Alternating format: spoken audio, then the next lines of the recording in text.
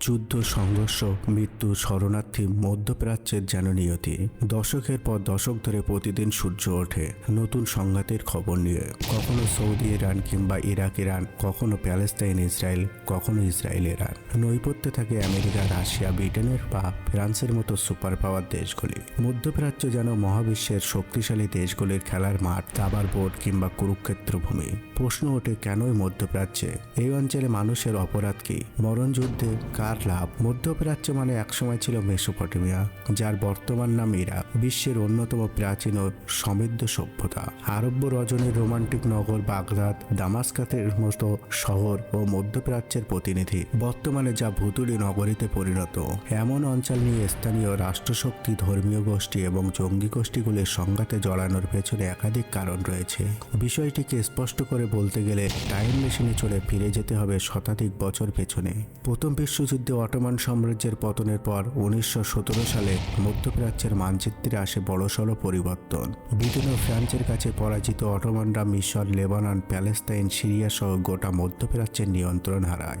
বিশেষজ্ঞদের একাংশের দাবি, কতকটা ভারত, পাকিস্তানের মতো মধ্যপ্রাচ্যকে চিরকালের সংঘাত ভূমিতে পরিণত করতে এক ভাষা, ধর্ম, জাতি, গোষ্ঠীকে সুকৌশলে বহু ভাগে, বহু দেশে বিভক্ত করা হয়।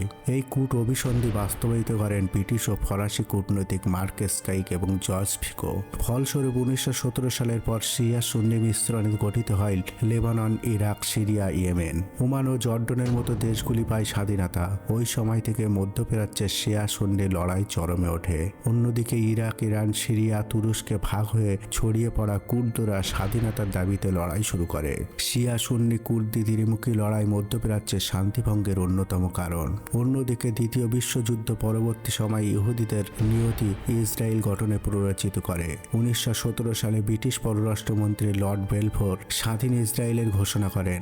ওই ঘোষণা বাস্তবায়িত হয় 1947 সালের 29 নভেম্বর। রাষ্ট্রসংঘের সাধারণ পরিষদে প্যালেস্তাইনকে 3 ভাগে বিভক্ত করার ঐতিহাসিক সিদ্ধান্ত নেওয়া হয়। এতে প্যালেস্তাইনের 56% জায়গায় ইহুদি রাষ্ট্র, ইসরায়েল ও 43% জায়গায় স্বাধীন প্যালেস্তাইন রাষ্ট্র ও জেরুজালেম গঠন করার প্রস্তাব দেওয়া হয়। প্যালেস্তাইন এবং আরব লীগ এই প্রস্তাব প্রত্যাখ্যান করে।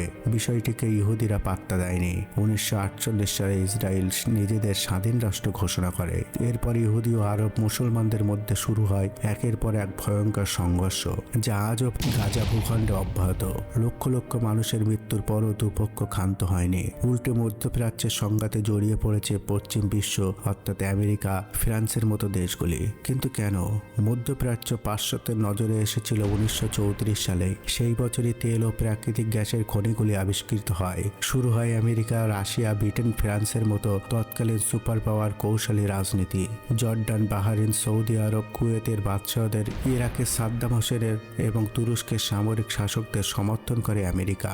ইরানের আল রেজা শাহ এবং মিশরের আনোয়ার সাদাতকে সমর্থন করে ব্রিটেন। রাশিয়ার সমর্থন পায় সিরিয়ার বাশার আল আসাদ সরকার। বিনিময়ে শিল্পোন্নত পশ্চিমারা মধ্যপ্রাচ্যের তেল ও গ্যাসের নিয়ন্ত্রণ পেয়ে যায়। যদিও শান্তিপূর্ণ স্বভাবস্থান কখনোই টেকেনি বেশি দিন, কারণ ইসরায়েল ও আরবদের যুদ্ধে বারবার ইহুদিদের পাশে দাঁড়িয়েছে পশ্চিমা বিশ্ব। গত অর্ধ শতকের ইতিহাস বলছে, মধ্যপ্রাচ্যের দেশগুলির শাসকরা ক্রমেই বুঝতে পারেন তেল এই প্রাণভোমরা, যার দৌলতে নাকে দড়ি দিয়ে ঘোরানো সম্ভব পশ্চিমা বিশ্বকে। আমেরিকা, রাশিয়া, ব্রিটেনের মতো শক্তিশালী রাষ্ট্রগুলিকেও তারা সিকিউরিটির দায়িত্ব দিয়ে রাখে তেলের লোভ দেখিয়ে। অন্যদিকে এই কৌশলের বিপরীতে সাদ্দামের মতো ফ্রাঙ্কোস্টাইনের জন্ম হয়। পাশ্চাত্যের সুপার পাওয়ার ইন্ধনেই যাদের পারবড়ন্ত।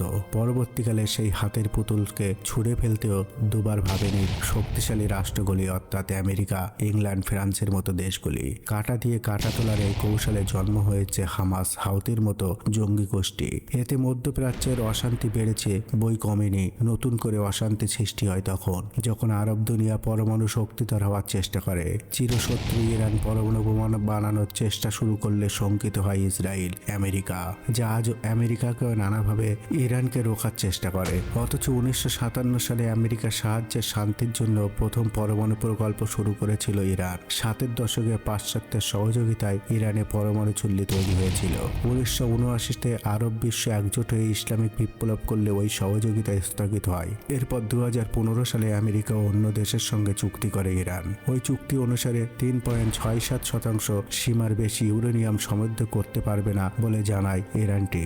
2018 সালে ওই চুক্তি বাতিল হয়ে যায়, যদিও চুক্তির পরোয়া না করে 2024 সালের মধ্যে ইরান 60% ইউরেনিয়াম সমৃদ্ধ হয়ে ওঠে। উল্লেখ্য, পরমাণু বোমার জন্য লাগে 90%, অর্থাৎ কার্যসিদ্ধির খুব কাছে আয়াতুল্লাহ খামেনির দেশ ইরান। ঠিক এই কারণেই শঙ্কিত হয়ে ওঠে ইসরায়েল, আমেরিকা। ইহুদি দেশটির নিরাপত্তা নিয়ে আমেরিকা, ফ্রান্স, রাশিয়া সবাই শঙ্কিত। একই কারণে 1981-তে ইরাকে আক্রমণ চালিয়েছিল ইসরায়েল। এবার কি ইরানের পালা?